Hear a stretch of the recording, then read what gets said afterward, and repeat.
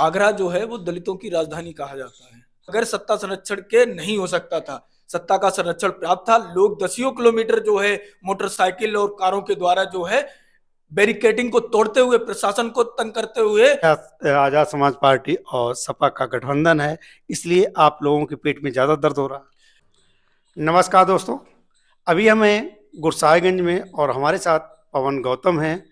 पवन गौतम से जानेंगे जो सपा सांसद हैं राम जी सुमन जी, जो करड़ी सेना को लेकर और उनके पूर्वजों को लेकर बयान दिया था। इसके बाद पूरे देश भर में लगभग बवाल कटा हुआ है। सर जी, जो सपा सांसद हैं राम जी सुमन जी, जिन्होंने बयान दिया था करड़ी सेना से संबंधित उनके पूर्वजों को लेकर के, उस बयान से पर आप क्या कहना चाहते हैं? देखिए, मैं आपको बता दूं, पहली बात तो मैं हिस्ट्री का छात्र नहीं हूं, लेकिन वो एक बड़े नेता हैं, समाजवादी पार्टी के पूर्व मंत्री रहे हैं। उन्होंने जो बयान दिया है वो अपनी समझ से दिया होगा।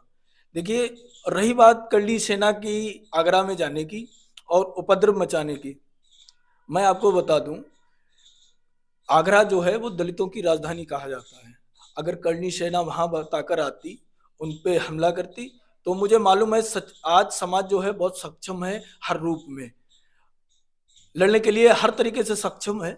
आगरा की बात नहीं, आगरा के बाद देश के लगभग कोने कोने में, चाहे वो राजस्थान हो या फिर और कोई प्रदेश हो, हर जगह राम जी लाल का सुमन का जो विरोध हो रहा है। उनकी भावना किसी भी महापुरुष को पहुंचाने की नहीं थी, क्योंकि ये भाजपा का एजेंडा है सर।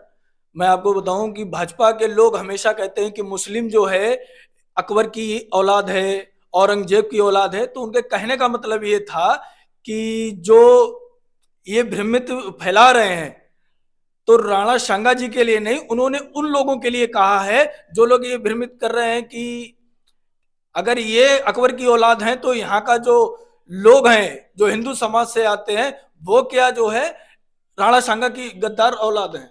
उन पे नहीं कहा है। उन पे नहीं कहा था। जी तो उनके बयान को क्या तोड़ मोड़ के दिखाया गया? जी जी, बिल्कुल। ये समझने की जरूरत है, उनकी किसी की भी भावनाओं को आहत करने की मंशा नहीं थी। लोग ये भाजपा का एजेंडा है, आईटी सेल का कमाल है, जो उन पे जो है टारगेट किया जा रहा है। एक और सवाल है कि कहा जाता है कि उसी दिन प्रदेश के मुख्यमंत्री श्री योगी आदित्यनाथ जी आगरा में ही थे। जी, मुझे इस बात को ज्ञात है। देखिए, ये जो जहां पर घटना हुई लाल जी के घर पर, वहां से 2 किलोमीटर दूरी पे इस उत्तर प्रदेश के मुख्यमंत्री आदरणीय योगी आदित्यनाथ जी जो है वहीं पर थे। ये जो पूरा घटनाक्रम हुआ है, ये बगैर सत्ता संरक्षण के नहीं हो सकता था। सत्ता का संरक्षण प्राप्त था। लोग दसियों किलोमीटर जो है मोटरसाइकिल और कारों के द्वारा जो है बैरिकेडिंग को तोड़ते हुए, प्रशासन को तंग करते हुए और उत्तेजित करते हुए ये लोग आए थे दंगाई। खबरें इस प्रकार से भी आ रही हैं कि सपा की जो मुखिया है या सपा के परिवार में खुद कई सांसद हैं, तो इस प्रकार का बयान सपा अपने परिवार से दिला सकता था। उन्होंने जानबूझ करके दलित को ही आगे किया।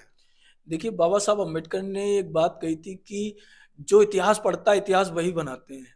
देखिए, सुमन लाल जी जो है अच्छे एजुकेटिव व्यक्ति हैं, सांसद रहे, कई बार मंत्री रहे, उन्हें पता है इतिहास क्या है, और उन्होंने उसी आधार पे जो है बयान किया। लेकिन उनकी ये मंशा, मैं फिर कह रहा हूं, कि किसी भी भावनाओं को आहत करने की नहीं थी। भी आपके मुखिया का बयान आया, श्री चंद्रशेखर आजाद जी का बयान आया है कि इस प्रकार की घटनाओं पर भीम आर्मी चुप नहीं बैठेगी।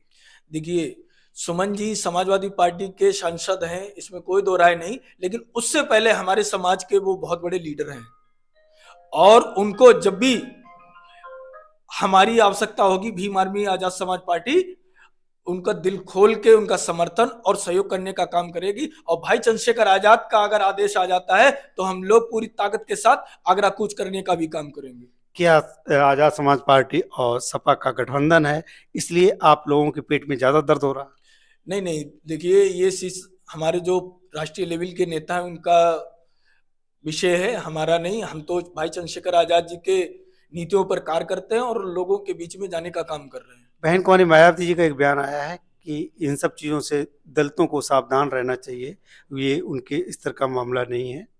देखिए, मैं बहन जी पे कोई टिप्पणी करना नहीं चाहता हूँ, लेकिन फिर भी ये बता दूं कि अधिकार मांगने से नहीं मिलते, छीनने पड़ते हैं और छीनने के लिए लड़ना पड़ता है। दोस्तों आप लोग कमेंट करके बताना कि आपकी राय क्या है इस पूरे मैटर पर।